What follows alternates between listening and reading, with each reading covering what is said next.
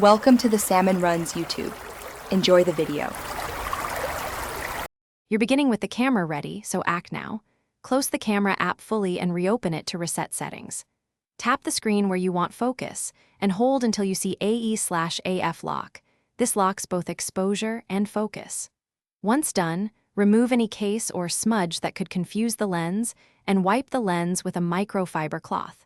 Doing this first speeds troubleshooting and prevents autofocus hunting because dirt or obstructions cause the camera to search continuously for contrast. You'll now refine how the iPhone chooses focus.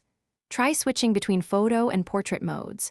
Portrait uses depth data, which changes how focus is selected. If you need precise control, open a trusted third-party camera app that offers manual focus and adjust until sharp.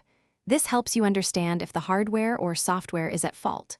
Once done, toggle live photo off and on to observe any difference. Live photo can alter how the camera prioritizes focus and exposure during You're at the finish line. Restart your iPhone, and if that fails, reset camera or all settings to remove any corrupted preferences.